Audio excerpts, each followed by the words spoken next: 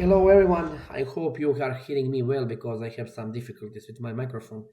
First of all, I want to apologize for my bad English because I'm from Croatia. I want to be as clear and as simple as possible, and I want to just let's say, show some features of my app.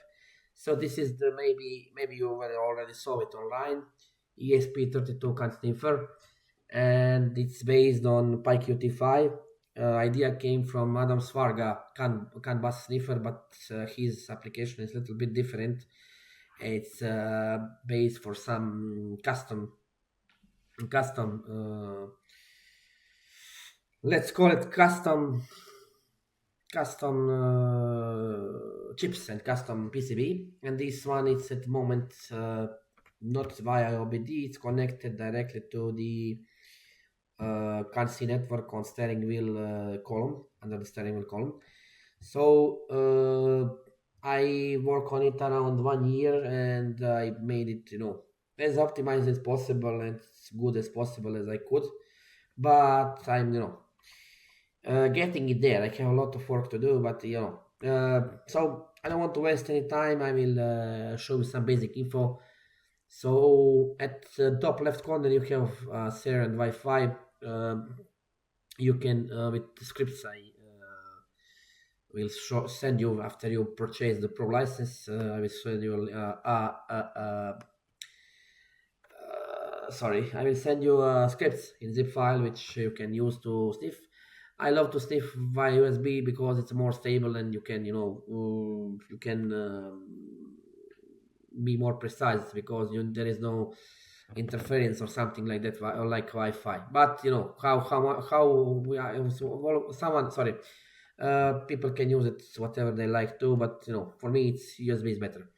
So here performance, you have table and everything for batch size, for process or if interval.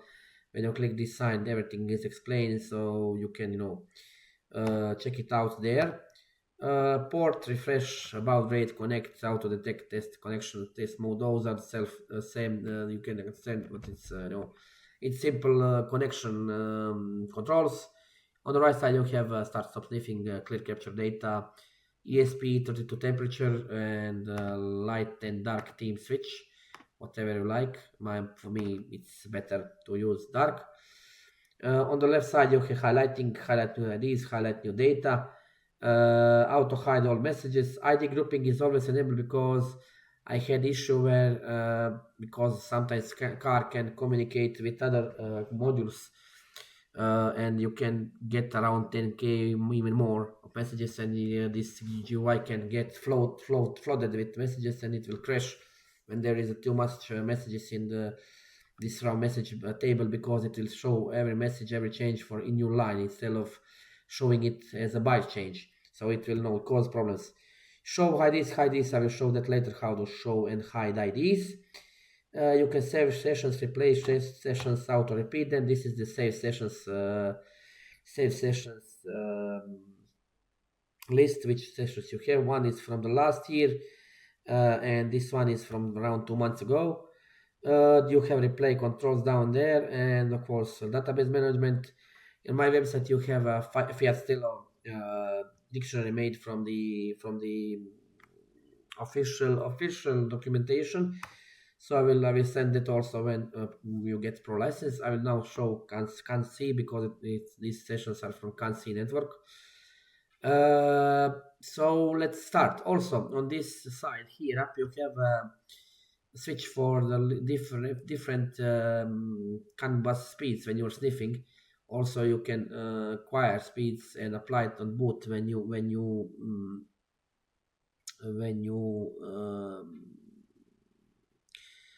connect to the car. You can set the speed, acquire speed or whatever, and apply it as in a connect. So when you connect to the car, it will set it after a successful connection. So now I will show one session. For example, this one. To load it, double click on it and click replace the session. So this is the live data that I was able to save from the car. So Some messages, as you can see here, date 2 months ago. This is the table for the live messages which are coming in via the canvas, or the and this moment for the replay session start. One ID has around sometimes 20 messages, I mean signals are under it. So one ID doesn't mean one thing. It says here node which one is sending it, but it doesn't have to be corrected, because in this example, these are the CAN network, so you cannot expect to show instrument cluster data, because it's this is instrument cluster is on date on the can be network. Decoded messages, you have messages which are displayed when they are decoded here. Sometimes dictionary will auto detect it and auto translate it. I mean decode it, and it will show here. So sometimes, it depends on how your dictionary is built.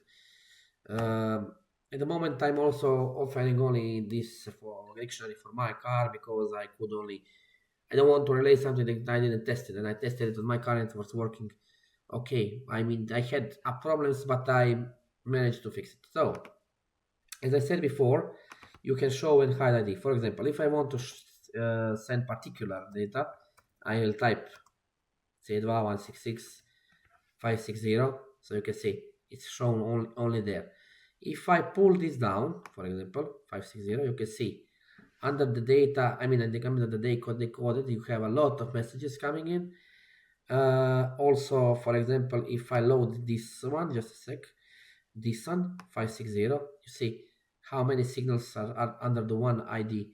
So there are plenty of messages coming in, and that's why this dictionary is needed. Now I will switch to just a second, clip capture again. I will go to Signal Watch.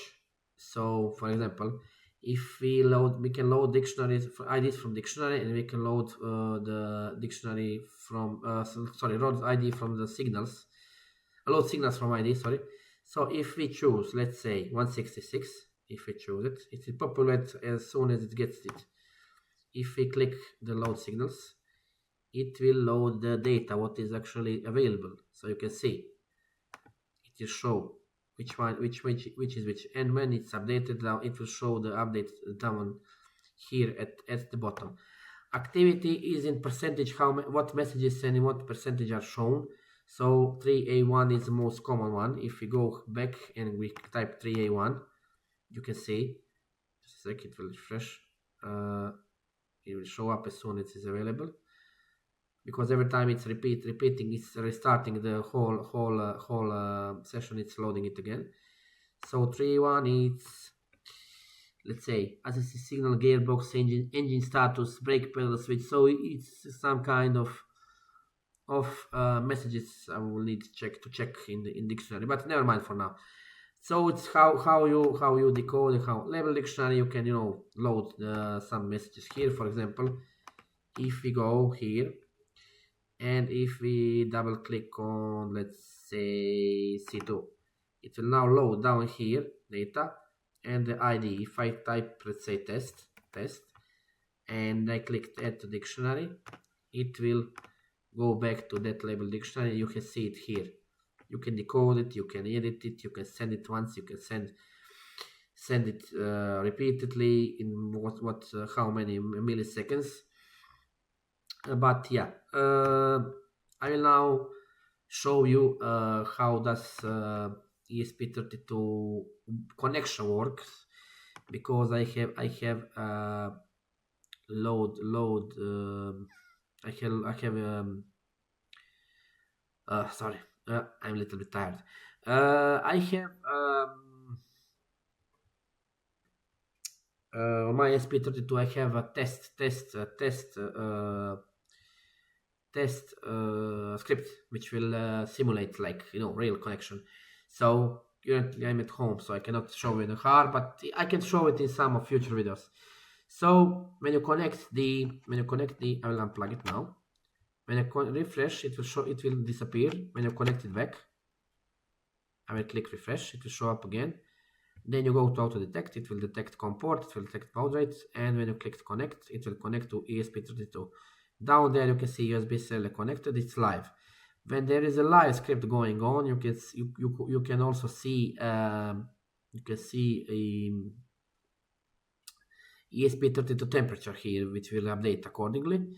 But now when you click start sniffing, it will load some, uh, let's call them test messages or simulated messages from the canvas. Also here, it will also decode, as I said before, it will decode messages and it will show them in the decoded tab. But it's you need to pay attention that it's to your dictionary. You need to correct you need to have correct dictionary in order for this to work. As I said before, Signal Watch, it's uh, it's showing some basic stuff, and it will change and update at the bottom. So yeah, this is some short preview video. I will leave links in the description for the app. I mean my website, where you can see, you can download demo and try it out. Demo doesn't have all features, but you can get a monthly app for very cheap. You can check the prices on the website. Also, after you test the app, send me some feedback. Send me some, if you have any complaints or any suggestions. I will be feel free to type it in into the comment box. I will be more than happy to reply to your questions or comments. So I hope you understand me well, because I have bad English sometimes. And that's it for this video. I hope you enjoyed the video. Thanks for watching, and see you soon.